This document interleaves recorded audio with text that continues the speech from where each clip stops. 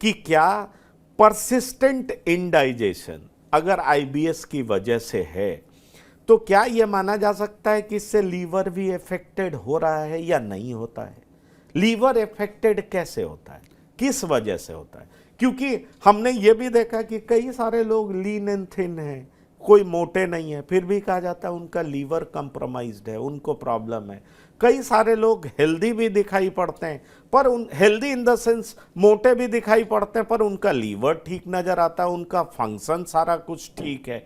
तो ये क्या मिस्ट्री है? अगर जरा लीवर के बारे में कुछ बता सकें, क्योंकि लीवर वो वाइटल ऑर्गन है कि एक बार खराब होता है तो कहा जाता है कि आपका इंसुलिन भी सिक्रेट प्रॉपर नहीं होगा, डायबिटीज़ होने लगेगा, आपका किडनी में असर होने लगेगा। सारी प्रॉब्लम्स के पीछे बताया जाता है कि लीवर कहीं ना कहीं रोल प्ले करता है। जरा आप ये इस लीवर के बारे में भी बताएं। बड़ा इंटरेस्टिंग टॉपिक है ये, लिवर और हेल्थ।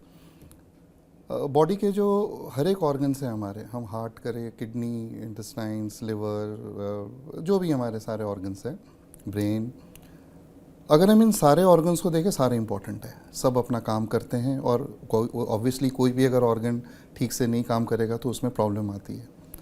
लिवर एक ऐसा ऑर्गन है जो कि मल्टीटास्किंग करते हैं।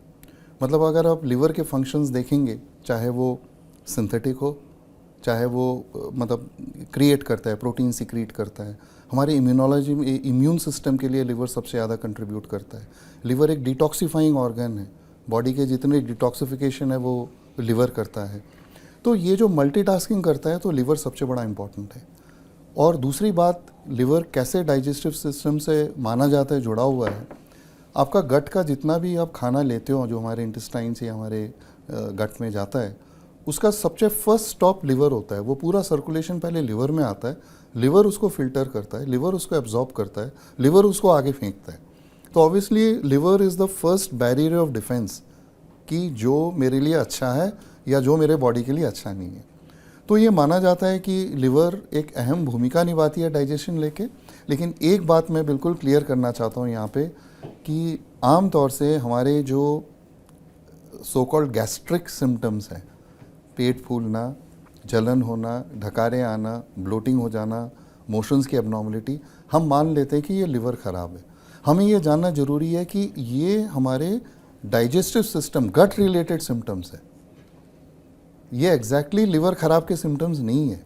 दो liver is associated with our digestive system and our other metabolism, लेकिन ये लिवर के सिम्टम्स नहीं है, ये प्योरली गट के सिम्टम्स है।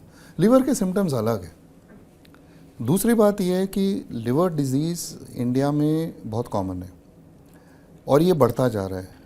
ये एक एमर्जिंग, इनफैक्ट आप कह सकते हैं कि लिवर डिजीज़ एक पब्लिक हेल्थ प्रॉब्लम है।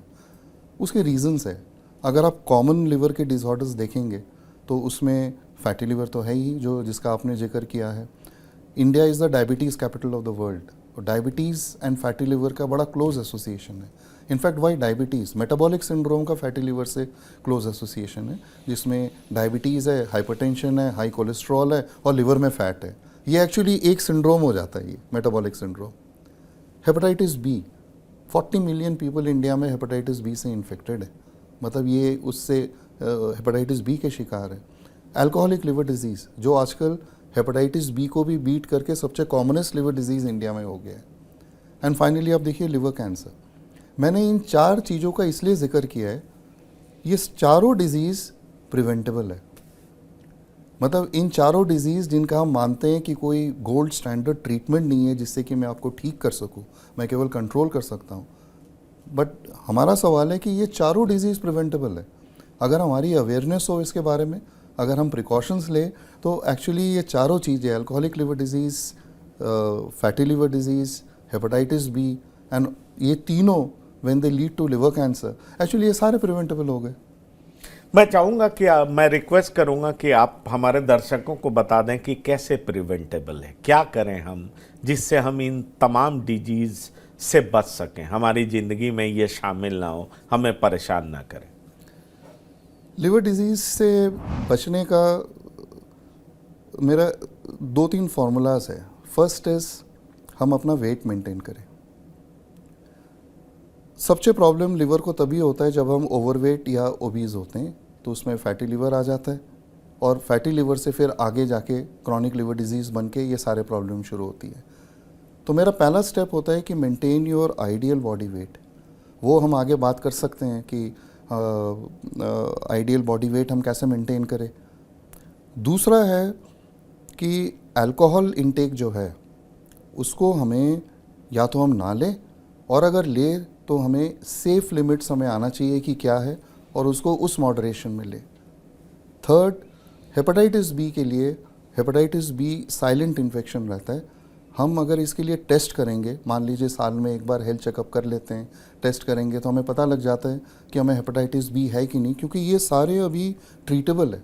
क्वेश्चन इज़ कि अगर मैं इनका अर्ली डायग्नोसिस कर सकूं, क्योंकि ये साइलेंट रहते हैं, अगर मैं इनके लिए चेक ना करूं, ये बाद में जब सामने आएंगे तब ऑलरेडी मुझे सिरोसिस लिवर हो गया है।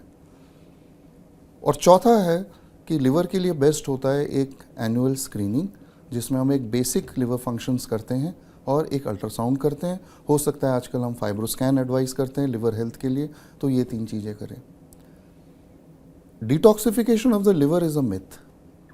मैं लिवर को डिटॉक्सिफिकेशन के लिए डाइट ले रहा हूँ या मैं किसी सेंटर में जाके उसका डिटॉक्सिफिकेशन करा रहा हूँ, जो कि आजकल काफ़ी पॉपुलर है। लेकिन लिवर खुद एक डिटॉक्सिफाइंग ऑर्गन है, उसको हम क्या डिटॉक्सिफिकेशन करेंगे। तो बेस्ट है टू इन्वेस्ट इन 4 बातों में, to maintain your body weight as close to the ideal body weight में, लिमिट योर अल्कोहल इनटेक और don't take alcohol. Third, be alert, health checkups जिसमें लिवर फंक्शन टेस्ट करेंगे, hepatitis B और C का आप screening कर लेंगे। तो ये जो 3 चीज़ें मैंने बताए, I think this is the key for a good liver health.